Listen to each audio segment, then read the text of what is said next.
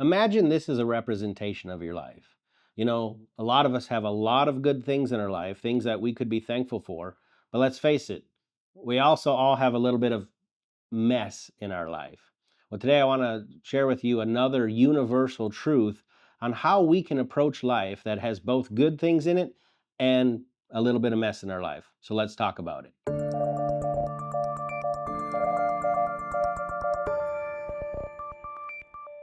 In last week's video, I shared with you a universal truth that we become what we think about. And if you hadn't have a chance to look at that, I'll leave a link down to it in the description.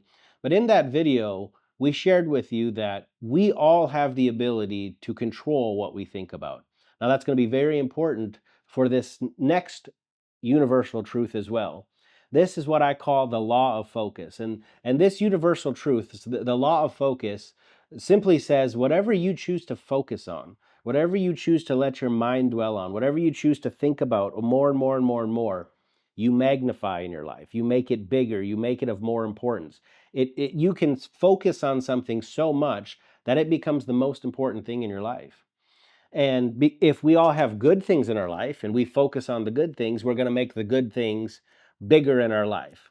But if we have the mess in our life and we choose to focus on the mess, then this mess is going to get bigger and bigger and bigger in our eyes.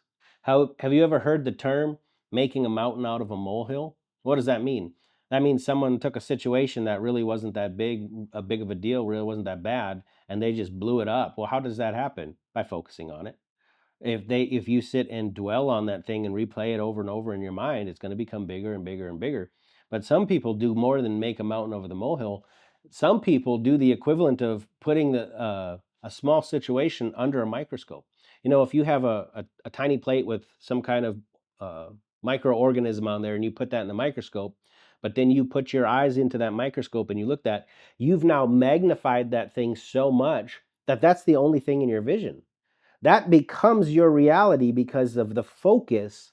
The more stringent, the more powerful the focus, the bigger it became, to where now that's the only thing in your vision. You're not seeing anything else when you're looking into that microscope.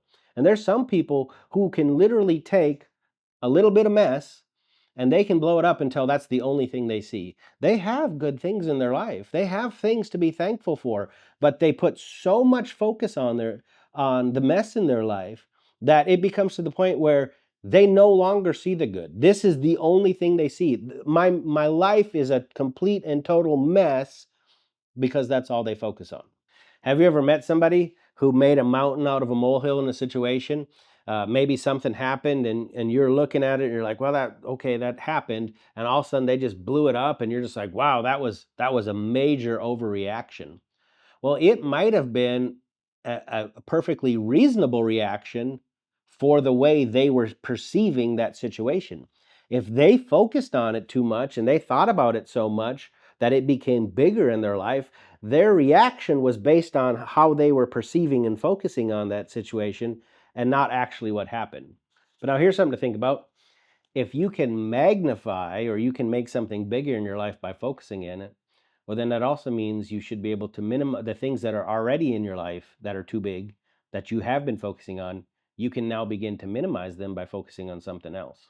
That's why so many people have recognized and learned the power of cultivating a life of gratitude or a life of thanksgiving.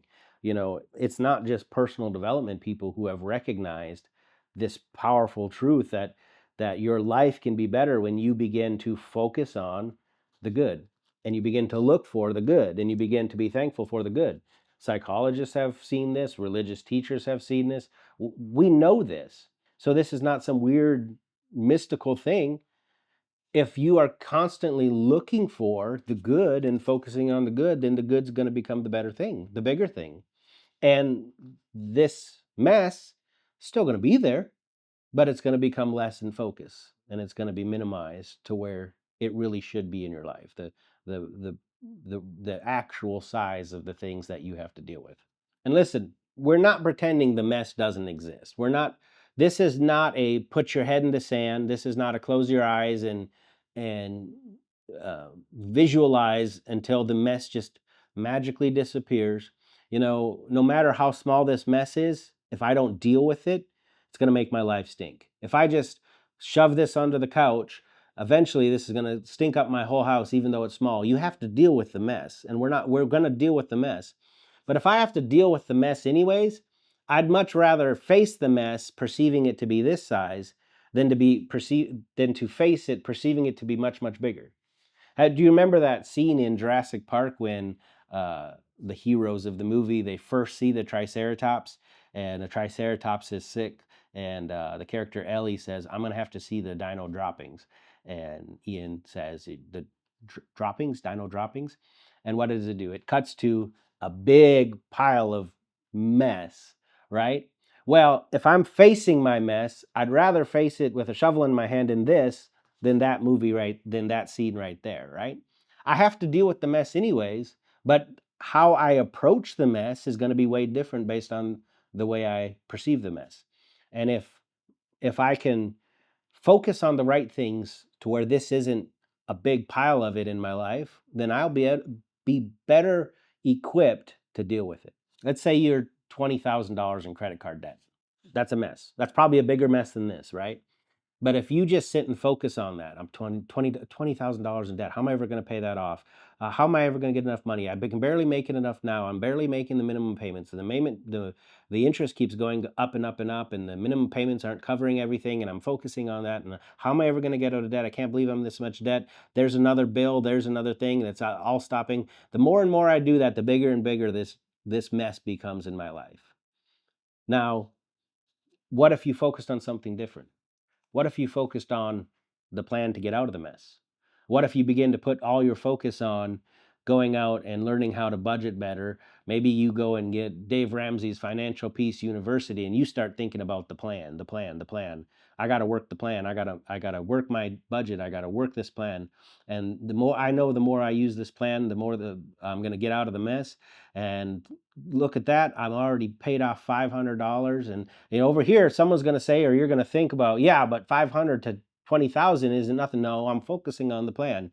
If this plan will pay off 500, then it'll pay off another 500, another 500, another 500. It might take a while, but if I keep focusing on the plan and the plan's working, well, then eventually the mess is still going to be there, but eventually it's going to be smaller and smaller and smaller, and the plan's going to become bigger and bigger and bigger.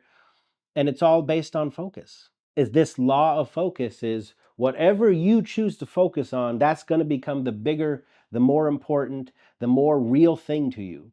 And I'm saying because we've learned we can control what we think about, well, then we can control what we focus on. We can recognize the mess. We can say, yeah, I have a mess in my life. I need to deal with it, and I will deal with it. But I don't need to sit and focus on it. There's a way to look at the mess in your life and to say, I acknowledge the mess. I acknowledge I don't want that mess in my life. I acknowledge I need to do something about the mess. And then you start putting intention to it. But there's a way to do that without putting all your focus on it, without it becoming bigger and bigger and bigger in your life. And this is what living the more intentional life is all about. Living the more intentional life is you choose with intention and action what you're going to focus on. And I'm telling you, with this truth of the law of focus and what we learned last week, that you become what you think about, you could change your thinking, and without anything else changing in the natural, without your circumstances yet changing, you could have a completely different outlook on your life. And you could literally change your perception of your life just by changing what you're thinking about, what you're focusing on. Now, living the intentional life also means putting things to action. It also means making a plan to get the mess out of your life. I'm not saying this is not just close your eyes, sing kumbaya, sit on your couch, and it'll all go away. No, we set intention and we determine what we want in life. But I'm saying that when we talk about these universal laws, why is it a law? A law governs things. And we can govern the way we perceive our lives and the way we approach lives by what we choose to think about and what we choose to focus on. And I'm saying, quit focusing on the mess. We all have mess in our life that we all have to deal with. And when you're living the more intentional life, you decide, it's time for me to deal with this mess. But I'd rather get a shovel in my hand and take care of this mess than a big old pile of mess simply because I chose to focus on it wrong. It has changed the way I approach life, and I've learned this a long time ago. I learned not to focus on the mess. I learned to focus on the things to be thankful for. I purposefully look for the things to be thankful for because I want the good to be magnified in my life. I want that to be the most important thing. I want my family to be the most important thing, and the love I have for my family and they have for me. I mean, there's so much good in people's lives, and yet so many people are focusing on the mess that they don't even see the good anymore. And yet we can choose what we focus on. If you like that video, give it a thumbs up. Think about subscribing to our channel where we'll talk about living the more intentional life, getting the mess out of our lives, the universal laws that will govern our lives. Until I see you again, go out and live the more intentional life.